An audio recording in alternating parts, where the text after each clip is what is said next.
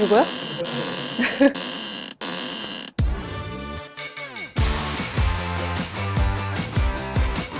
중동 정세 불안과 고금리 등 커지는 불확실성 속에서 경제금융 분석자들이 바라보는 2024년은 어떤 모습일까요? 2008년부터 한국의 소비 트렌드를 짚어왔던 트렌드 코리아는 작년에 비해 올해는 세계 경제에 조금쯤은 숨통이 트일 것으로 예상하나 미국의 대선을 포함한 국내외 선거, 중국의 경제 부진 등으로 그 어느 때보다 변수가 많은 해임을 강조하고 있습니다. 대부분의 경제 매체가 불확실한 상황을 예측하는 가운데 우리가 조금 더 똑똑한 소비를 하기 위해서는 경제금융 트렌드를 놓치면 안 되겠죠? 2024년 경제금융 트렌드 신협 뉴스쇼에서 키워드로 함께 만나보시죠.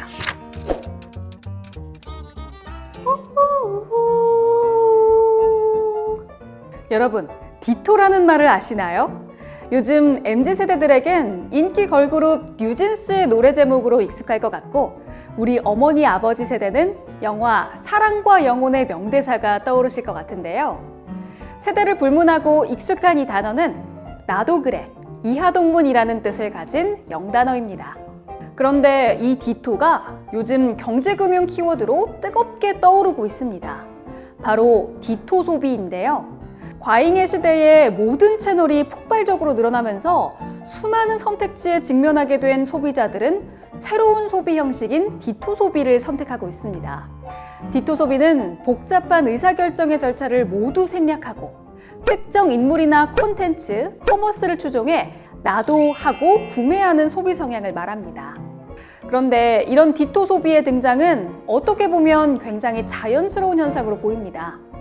요즘처럼 상품의 종류와 유통 채널이 다양해지고 그 어느 때보다 시간 대비 효율이 중요한 분초 사회에서는 역설적으로 소비 환경이 더욱 복잡해졌습니다. 선택지는 많아지고 품질은 상향 평준화되면서 소비자들은 선택의 어려움과 실패의 두려움을 함께 겪으며 소비에 대한 부담감이 가중되는 것인데요. 이 복잡한 결정을 줄이고 시간을 아끼기 위해 나와 가치관을 같이 하는 사람을 따라 소비를 하게 되는 것이지요. 특히 이 디토 소비는 과거 스타나 인플루언서에 대한 맹목적인 따라하기와는 조금 결이 다릅니다. 예전에는 맹종에 가까웠다면 이제는 나의 가치관에 맞는 대상을 찾고 그 의미를 해석해서 받아들이는 주체적 추종의 모습을 띠는 것인데요. 가장 중요한 것은 사람에 대한 추종이지만 요새는 콘텐츠를 디토하기도 합니다. 콘텐츠 디토는 평소에 즐겨보는 드라마나 웹툰과 같은 콘텐츠에서 비롯되는데요. 내 취향인 드라마 속 주인공의 옷 코디를 그대로 구매한다던가 해당 콘텐츠에 나온 제품들을 따라 구매하는 방식으로 나타납니다. 예를 들어 넷플릭스의 오징어 게임이 흥행하면서 전 세계가 달고나 열풍에 빠지거나 레트로 컨셉이 다시 유행하기 시작할 때 1990년대 홍콩 영화 중경삼림이나 화양연화 분위기의 의상이나 화장법을 따라하는 사람들 또는 그 분위기를 재현한 카페나 식당들이 우후죽순 생겨난 것이죠. 소비에서 가격은 참 중요한 요소죠. 버라이어티 가격은 보다 합리적인 소비를 위해 가격을 스마트하게 책정한다는 키워드입니다. 예전엔 일물일가의 법칙이라는 게 존재했습니다. 하나의 물건에는 항상 하나의 가격이 있다는 전제하에 물건을 생산하고 판매하고 구매해 왔습니다. 정가 또는 권장 소비자 가격 등의 개념이 바로 그 예시인데요. 요즘엔 이러한 대전제가 무너지고 일물일가가 아닌 일물N가의 시대가 도래했습니다. 하나의 고정 가격이 아닌 다양한 N개의 가격들을 제안해 기존에 없던 수요를 창출하는 방법론이 탄생하게 된 것이죠. 요즘 비행기나 콘서트 표를 예매하다 보면 좌석에 따라 가격이 천차만별로 나눠지죠. 마치 사다리 타기 게임처럼 소비자가 언제 어느 경로를 선택하느냐에 따라 똑같은 제품과 서비스라도 서로 다른 가격을 지불할 가능성이 높아진 것입니다. 일물 N가를 반영하기 위해 소비자의 소비 성향을 분석하는 것을 willing to pay라고 하는데 실제로 다양한 기업들이 이 윌링 투 페이를 가격 책정 전략에서 매우 중요한 요소로 활용하고 있습니다. 세계 최대 규모의 온라인 쇼핑몰 아마존은 하루 250만 번 이상 가격을 교체하고 있고, 애플의 경우 아이폰의 시간에 따른 가격 할인 정책인 스키밍 전략을 활용 중이며, 국내에서는 마켓컬리의 개인화 가격 전략인 시크릿 쿠폰도 그 예시로 들 수 있겠습니다. 오늘의 마지막 경제금융 트렌드 키워드는 스핀오프 프로젝트입니다. 스핀오프는 파생되다, 분리되다 라는 뜻으로 주로 콘텐츠 산업에서 어떤 원작을 중심으로 작품이나 캐릭터가 파생되는 현상을 뜻하는데요.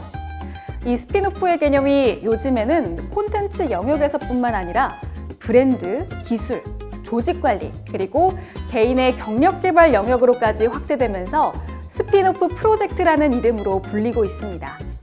스핀오프 프로젝트의 제일 대표적인 사례는 브랜드 스핀오프입니다. 고급 명품 업체들이 조금 더 저렴하거나 다양한 세대가 쓸 수 있는 라인들을 신규 개발하여 해당 브랜드의 유입과 접근을 쉽게 해줄 수 있는 서브 브랜드를 만드는 방식이죠. 또는 월트 디즈니처럼 미키마우스 캐릭터를 스핀오프하여 만화나 영화, 테마파크에 이르기까지 다양한 영역으로 확장한 사례도 볼 수 있죠.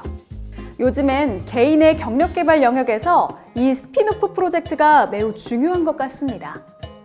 요즘 젊은 직장인들 사이에선 사이드 프로젝트라는 것이 열풍이라고 하는데요. 사이드 프로젝트는 단순히 투잡, 쓰리잡 같은 부업 개념이 아니라 개인적인 시간을 따로 내서 나의 직무와 관련된 분야나 별도의 관심 영역에서 성과를 추구하는 자기개발의 시간입니다. 그들은 이 사이드 프로젝트를 통해 새로운 커리어를 만들어가는 기회로 삼기도 하고, 직장에서 이루기 힘들었던 자기개발을 실천하며 창업이나 이직의 기회로 연결하기도 하는데요. 사이드 프로젝트의 대표적인 성공 사례로는 네이버와 지메일을 들 수 있겠습니다. 먼저 네이버의 경우 삼성 SDS에서 근무 중이었던 개발자 이혜진 씨가 업무 시간의 약 25%를 꾸준히 자기 개발에 사용하며 네이버를 개발, 사내 벤처를 통해 세상에 처음 나올 수 있게 되었고요.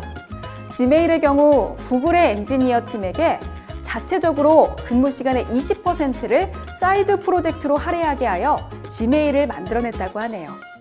특히 네이버와 지메일의 경우 전 세계인이 사용하는 서비스이자 세계적인 기업으로도 성장하게 되었으니 개인 경력뿐만 아니라 브랜드, 기술, 조직 측면에서도 매우 성공적인 스핀오프 프로젝트라고 볼 수 있겠습니다. 자, 이렇게 세 가지의 키워드로 만나본 올해의 경제문화 트렌드 도움이 되셨나요?